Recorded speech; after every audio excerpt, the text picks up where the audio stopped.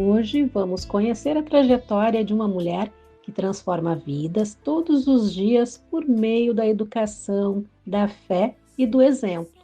Nossa convidada é Inês Rodrigues, professora da Rede Municipal de Viamão, dedicada à formação de crianças e integrante ativa da Igreja Adventista, com sensibilidade, propósito e um olhar atento para o cuidado com os outros.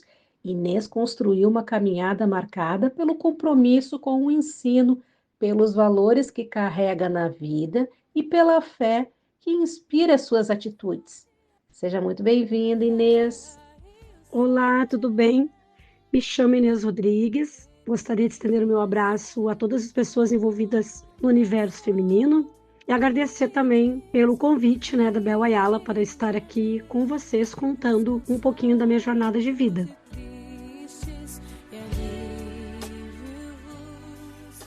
E eu estou muito contente em entrevistar a Inês, porque nós somos primas.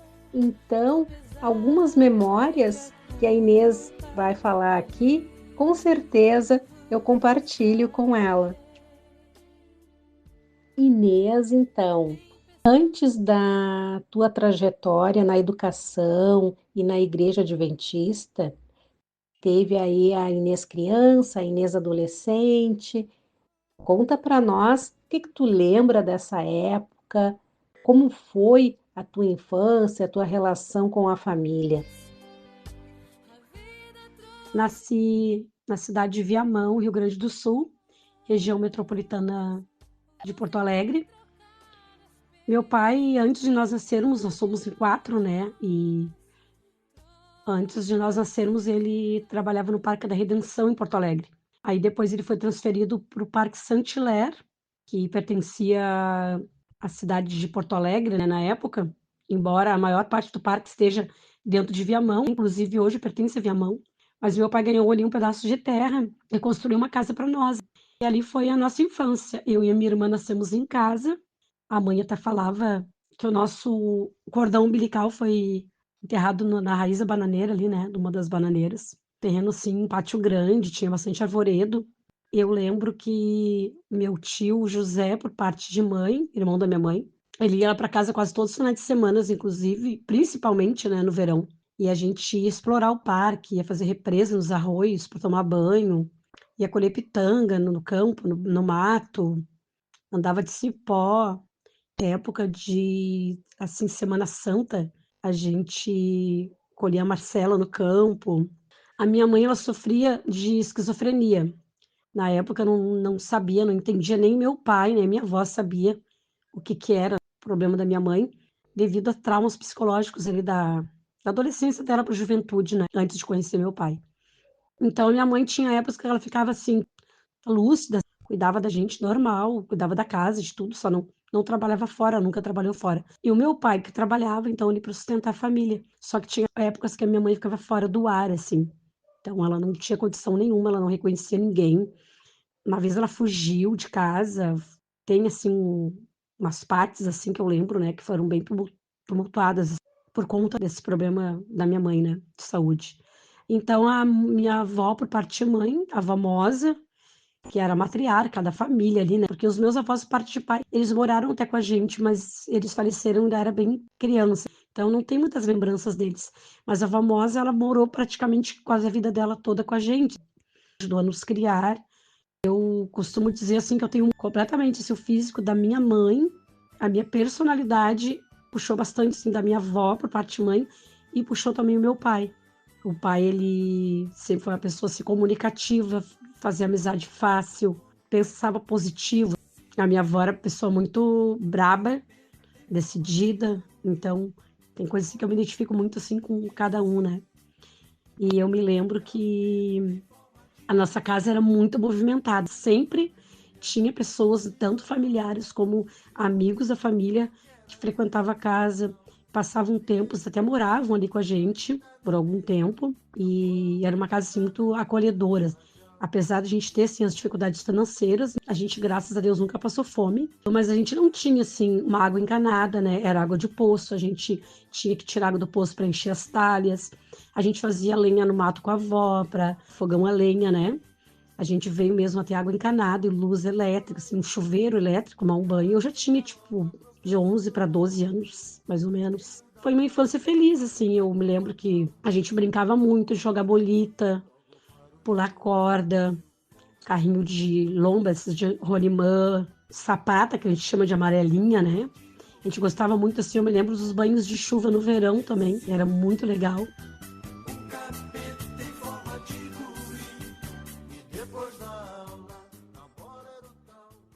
Hoje tu é a Inês Rodrigues, professora. E essa Inês Rodrigues jovem foi uma boa aluna? Eu estudei até os 14 anos. Quando chegou ali nos meus 13, 14 anos, eu comecei a pegar um ranço, assim, de sala de aula de escola. Eu não gostava de estudar, eu era muito namoradeira e eu era muito, assim, de matar a aula.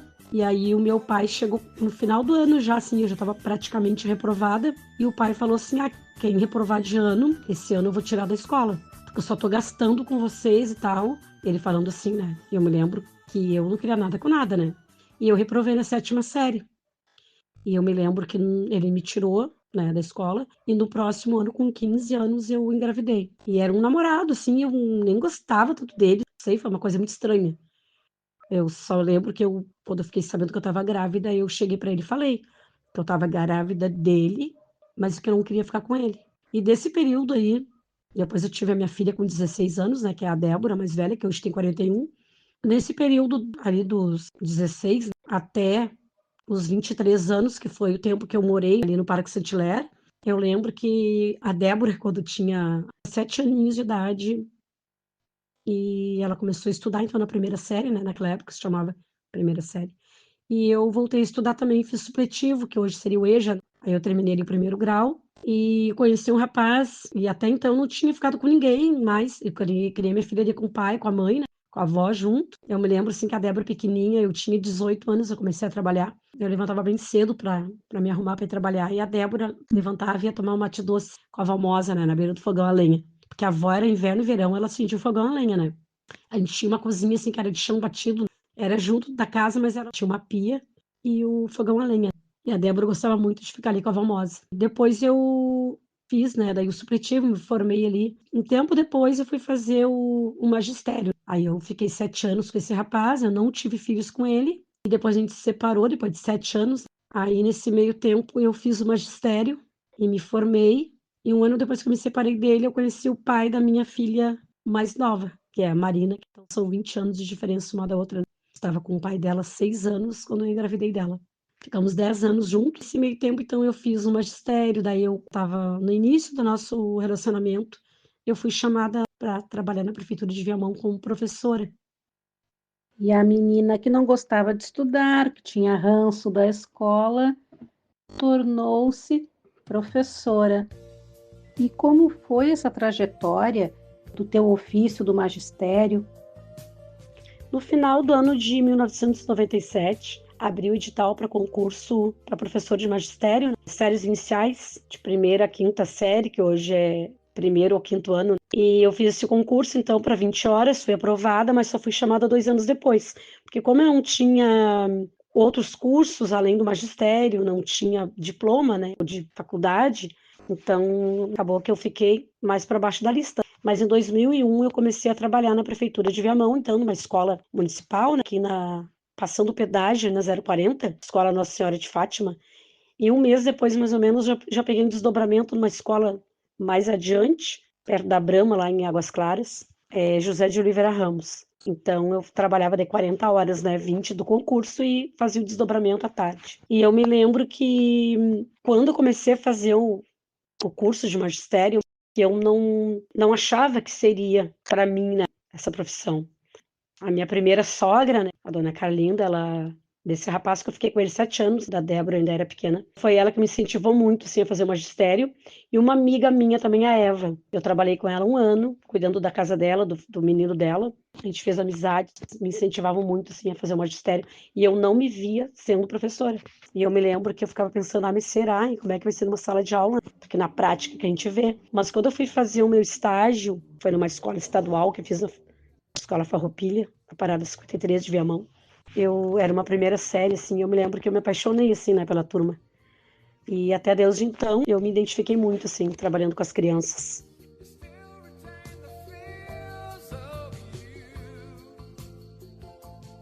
Inês, como é que a Igreja Adventista apareceu na tua vida? Essa experiência, como que ela te transformou? Como é que foi o teu primeiro contato com a Igreja Adventista? E o que te fez permanecer nesse caminho? No ano de 2001, então eu comecei trabalhar como professora. Em 2003, eu me batizei na Igreja Adventista do Sétimo Dia. Eu não falei, né, que a minha filha mais velha, Débora, ela com 13 anos, ela conheceu através dessa minha primeira sogra, da mesma que me incentivou a fazer magistério, ela conheceu a Igreja Adventista do Sétimo Dia.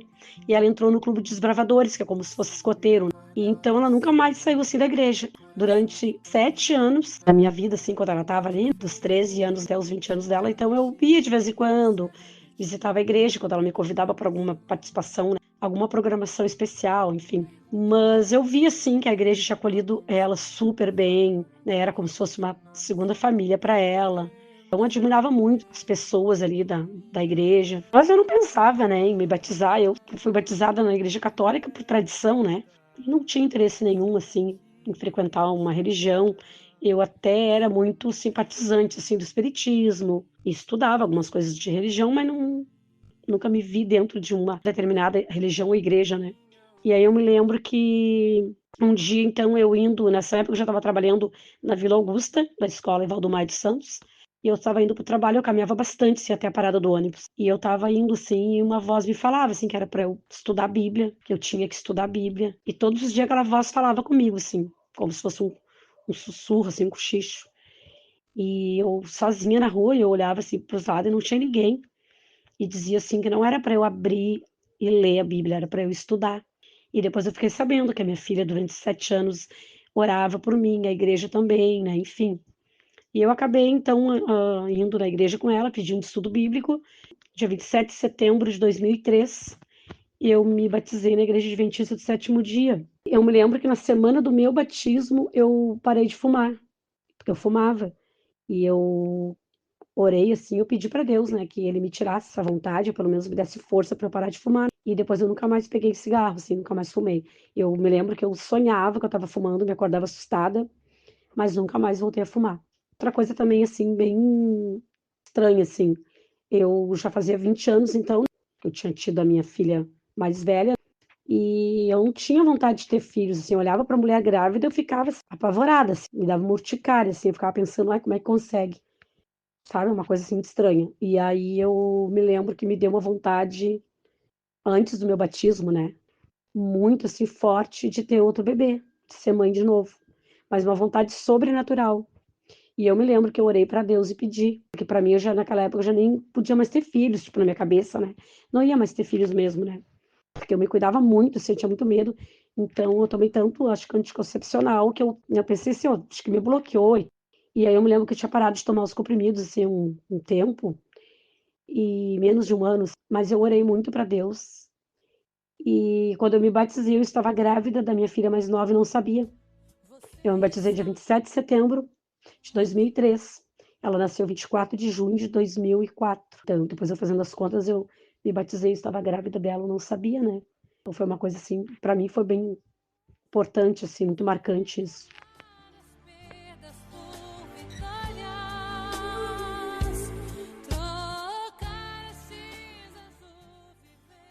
Na introdução aqui da nossa conversa, eu te apresentei e comentei que através da educação e da fé, tu transforma vidas, Inês. Tem algo a mais que tu faça e que também te traga essa sensação de estar ajudando, de estar participando do desenvolvimento também das outras pessoas, que faz com que também melhore para ti? E além da paixão pela minha profissão de professora, O ano que vem, agora em março, estará fechando 25 anos. Eu estou já na reta final para aposentadoria, mas além dessa paixão, a minha paixão também nesse momento é pela minha vida espiritual. Estudar a Bíblia, eu gosto muito de estudar profecias. Quando eu comecei a estudar a Bíblia, antes de me batizar, eu tinha um certo preconceito, eu acho que isso é normal, mas quando eu comecei realmente a entender, a compreender as coisas da Bíblia, porque eu tinha ali um instrutor que me ajudava, e cada vez eu ia abrindo mais os meus olhos, eu ficava vendo coisas ali, descobrindo coisas que eu jamais imaginaria que estariam na Bíblia. Então, uma das paixões que eu tenho hoje é esse projeto de estar aí ministrando estudos bíblicos, porque eu acredito na volta de Jesus. Eu acredito sim que as coisas estão acontecendo de uma maneira assim tão rápida e que Jesus ele está às portas de voltar. E a Bíblia ela explica tudo isso. Eu falando assim parece coisa meio lunático, meio maluca, mas não. Eu não vou entrar em detalhes aqui, porque senão vai ficar muito longo o relato. Mas, assim, e um dos projetos também que nós temos dentro da Igreja Adventista do Sétimo Dia está ligado ao departamento do Ministério da Mulher, que é o projeto Quebrando Silêncio, que abrange ali, então, a proteção, né, um olhar mais atento para idosos, crianças e mulheres em situação de vulnerabilidade. Então, esse projeto é um projeto muito bacana. Todos os meses de outubro, a gente está fazendo ali um barulho maior, né? A gente sai às ruas com cartazes, com folhetos, com carro de som. Inclusive, tem literatura, já temos livros para crianças, para adultos também sobre o assunto, com o título Quebrando Silêncio, uma gama assim, né, de materiais dentro desse projeto. E eu quero continuar assim, seguindo, né, ministrando estudos bíblicos e apoiando aí os departamentos da igreja que estão voltados para em prol do ser humano, né? Porque eu acho que é para isso que a gente está aqui. A igreja ela não pode ser uma igreja, um clube social fechado. Né? A igreja ela tem que abranger o externo, ela tem que ir para fora, acompanhar o ritmo das coisas que estão acontecendo. E infelizmente o ser humano hoje em dia, e isso é biblicamente provado, né? Por isso que eu digo, quando eu comecei a estudar a Bíblia, eu comecei a ver coisas assim que eu nunca imaginei vir a entender, que é a situação da humanidade hoje, o estado que está o ser humano hoje. É muito individualismo, é muito egocentrismo, é muito materialismo, muito consumismo. E como Jesus fala na Bíblia, falava na Bíblia, quando estivesse perto dele voltar, o amor se esfriaria de quase todos. Mas realmente, assim, o que está acontecendo hoje, né, é bíblico. E eu quero continuar, sim, né? Eu vou estar me aposentando como professora, mas como cristã, e a minha vida espiritual tem que continuar e cada vez mais firme, né? Mais forte. Eu acredito nisso. Eu quero dar continuidade e me dedicar mais ainda aí a esse projeto, esses projetos da igreja, inclusive, né? O Quebrando Silêncio. Que é uma das paixões que eu tenho também. É a música. Eu, quando criança, sempre pensava, assim, que eu seria atriz ou cantora, né? Ou as duas coisas. Os meus sonhos, assim, de criança. Realmente, assim, eu não realizei, né, o sonho de atriz, até, na verdade, eu desisti, nunca quis correr atrás disso, mas cantora eu consegui realizar em partes, cantando na igreja. Só que devido à minha profissão, eu muito uso da. Então tem momentos assim que eu tenho dificuldade, tenho rouquidão, já inclusive fiz uma vez tratamento das cordas vocais também. Então eu atualmente não canto na igreja, assim, solo, um solo na igreja, eu só canto ali congregacional, ou puxo o louvor lá na frente com a igreja junto, mas uma das paixões minhas é a música também. E eu tô sempre com alguma canção na minha mente, assim, né? Ou cantarolando alguma coisa. E eu gosto de música popular brasileira, mas hoje em dia, claro, voltada mais assim para música gospel, né?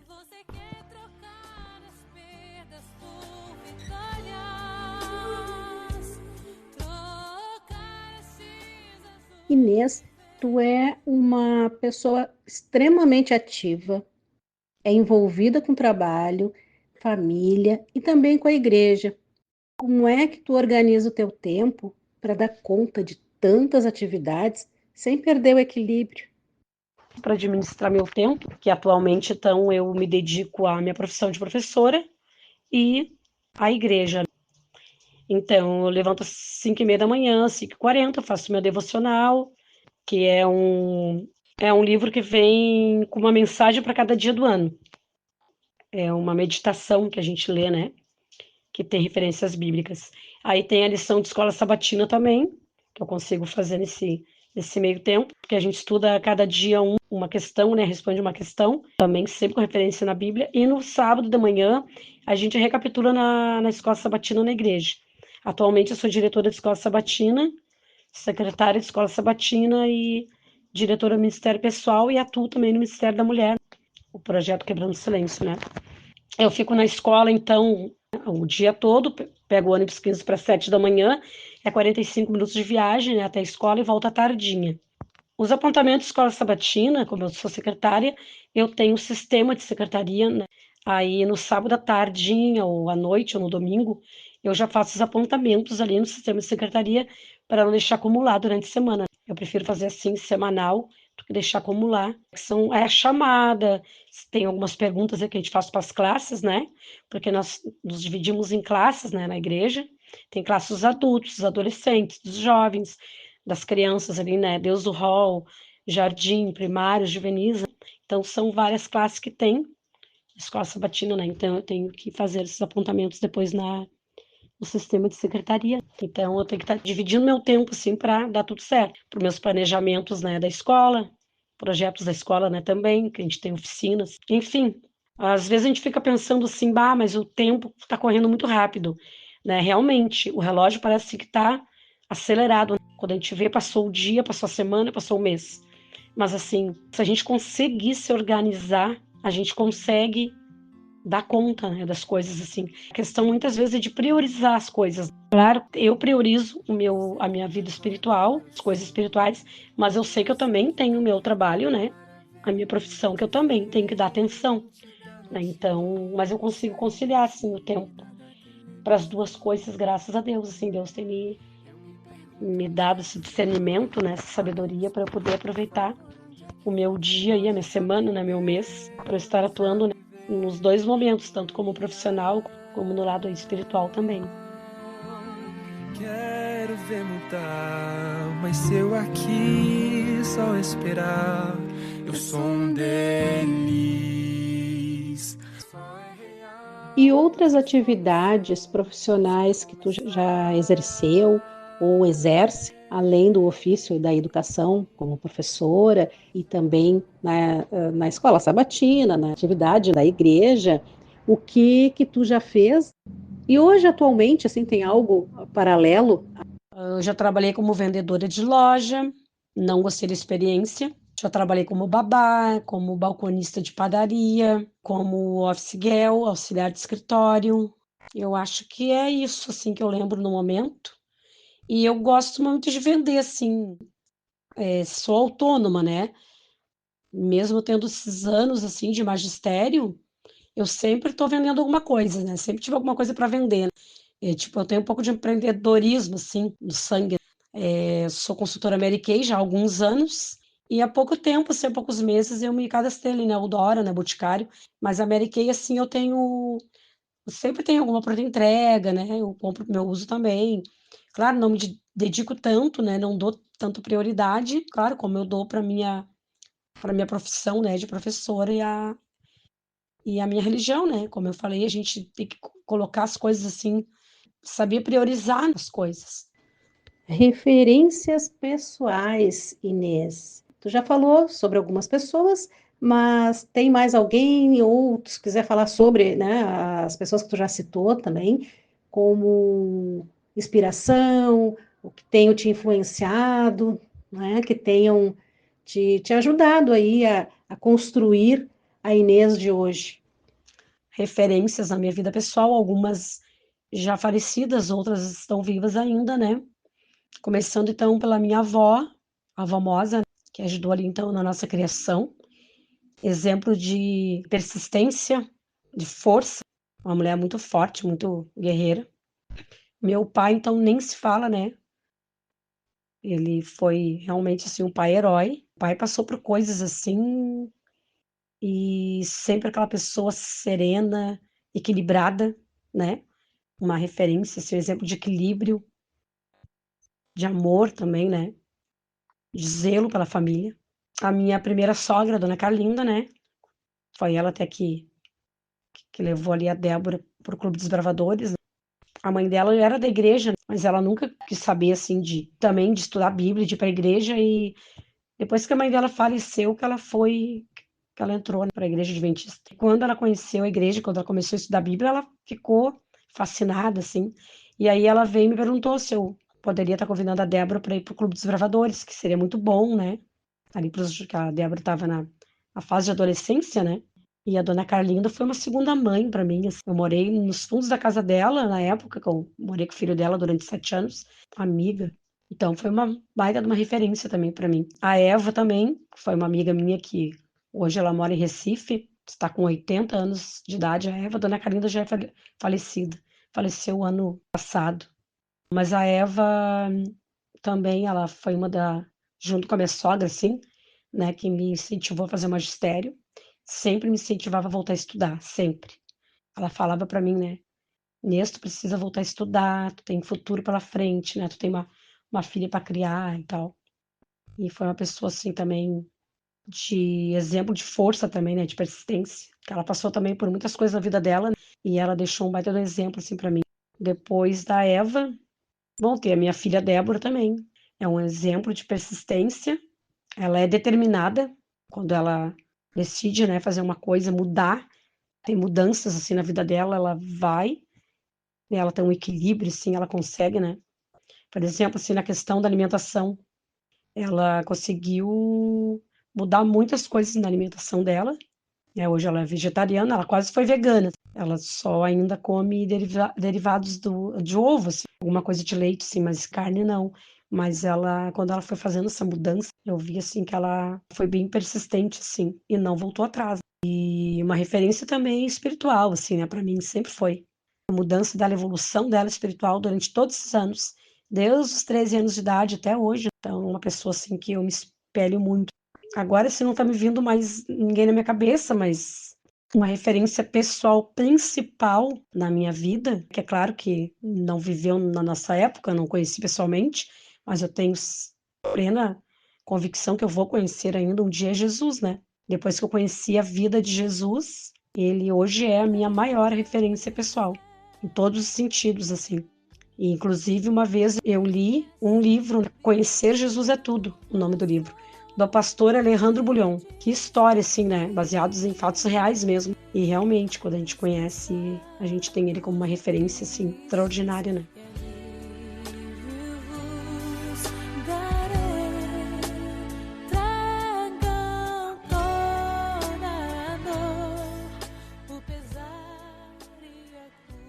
Inês, muito obrigada por ter participado do Universo Feminino, por ter compartilhado aqui com a gente a tua trajetória, a tua vida aqui com as ouvintes e os ouvintes da Rádio Frida Rock e do Universo Feminino, também do coletivo A Voz das Fridas, porque a tua história vai ser compartilhada nos nossos canais e aqui também no canal Universos com Bel Ayala, no YouTube. Então, vamos ter várias fontes para conhecer a tua história.